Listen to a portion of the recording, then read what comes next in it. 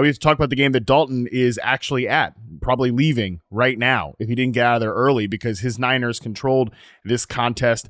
Niners 32, Jets 19. Some pretty critical takeaways to go with on the Niners here. Of course, by now, if you're a Christian McCaffrey drafter, you have him on your fantasy team, which I have him on a couple of my fantasy teams.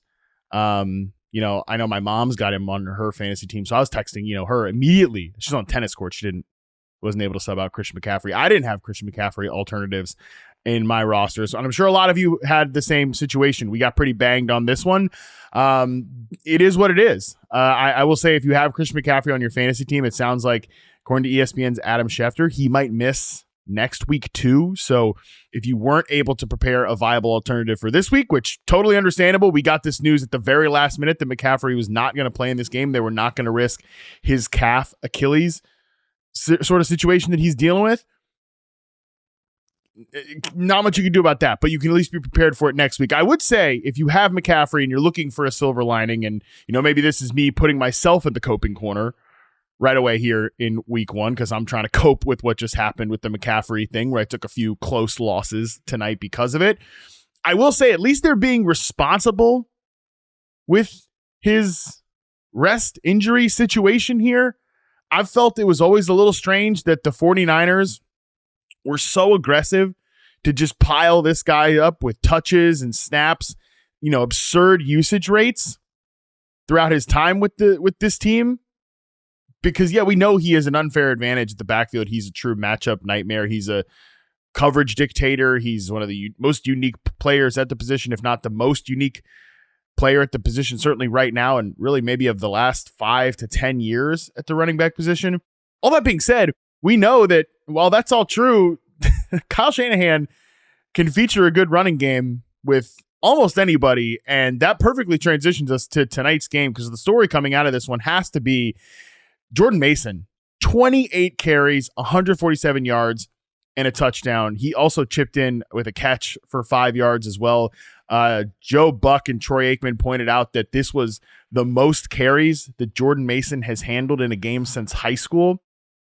Pretty unbelievable stuff. If you've been following this team throughout the course of the summer, it was being made apparent, and my rankings reflected this, most rankings reflected this. It was being made apparent that Jordan Mason was overtaking Eli Mitchell for the running back 2 job on this team. That was a storyline that was going through all offseason. And frankly, I've always liked Jordan Mason. When you see him in the preseason, very limited reps in the regular season. I think he runs with a lot of aggression. He runs with a lot of power, and shoot, he certainly played that way on Monday night against the New York Jets. Not a pushover defense, but boy, did they get pushed over all night. Obviously Jordan Mason, as long as he is out there as the starting back, he's a top 12 running back in fantasy football, bare minimum. He's a guy you're breaking ties in favor of starting. Oh, you've got some wide receiver you really like that you usually start in your flex. Don't care.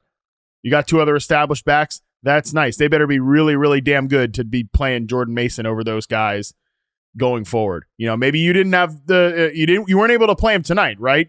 I have one roster where he's on my bench. I didn't play him because the starting spots are all locked up. I totally get that. But at this point, if CMC is not out there and Jordan Mason is starting for the 49ers, he's starting for your fantasy teams. I almost don't really care who else you have.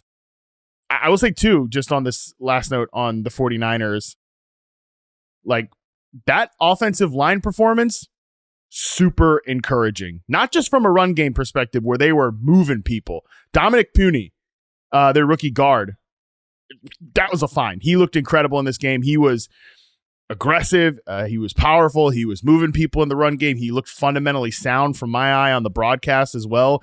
That's a pretty big revelation for them. Just in general, having Trent Williams back is nice. He left the game for a little bit to get an IV. Not a big deal. Having him back is obviously super important. It's a critical development, but the rest of that line looked really good too.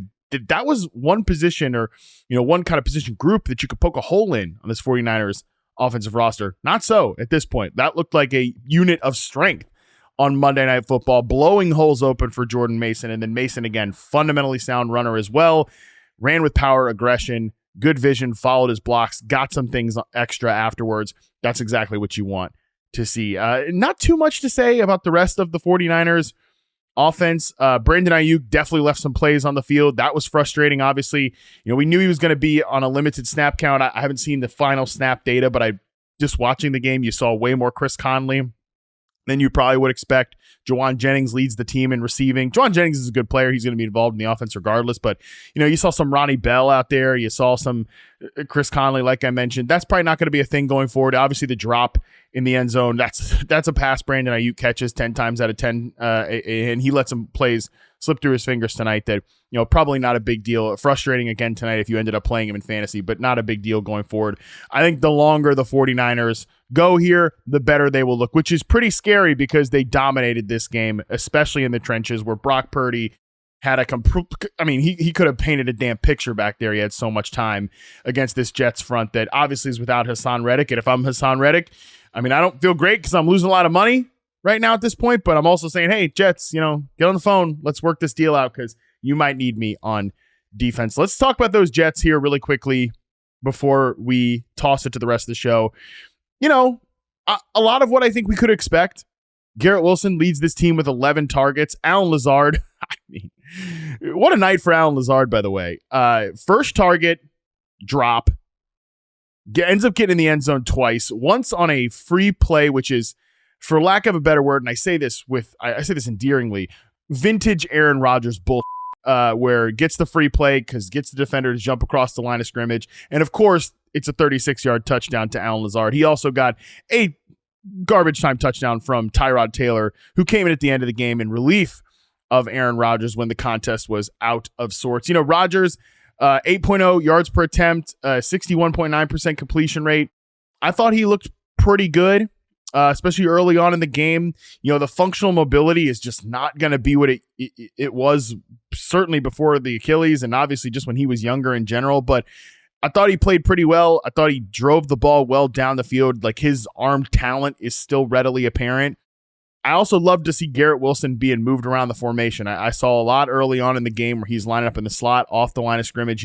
He's told me personally that is where he wants to play. He doesn't want to just be stuck out at X receiver running go routes and out routes and things like that. So that was encouraging here. And Breece Hall, dominates this backfield and touches 16 rush attempts. Nobody else has more than one. Braylon Allen chips in with an 8-yard carry on the very last few moments of the game. Breece Hall also catches 5 passes, 39 yards on 6 targets. He dropped passes. He lost a fumble. Not his best night either, but he still ends up giving you a great fantasy performance.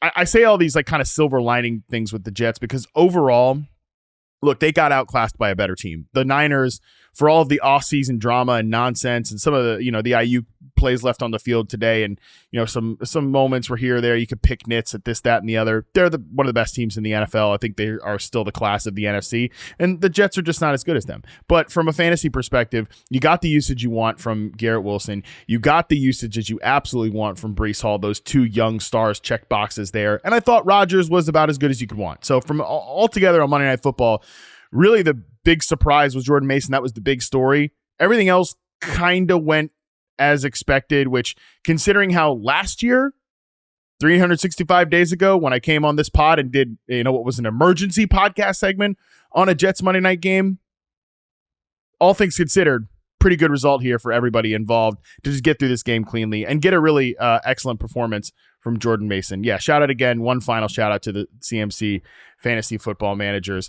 What a way to start your fantasy football journey this year. I'm sure you're majorly frustrated. If you manage to just be kind enough to stick around with the podcast, really appreciate it. Speaking of the rest of the podcast, let's throw it to the rest of the show. One last piece of context here, though. We do discuss Puka Nacua in the People's Panic Meter. This was before we found out he was going to be placed on IR. He is going to miss at least 4 games after a second injury on that same ligament in his knee. I said if he's not healthy in the show that he's a total panic. And hey, he's not healthy. So if you have Puka, you're totally panicking at this point. And then it'd be like that sometimes, man. Sometimes you draft a player in the first round, early second round, and he gets hurt and misses a bunch of time. Sorry, Puka managers, but that's going to be you this year.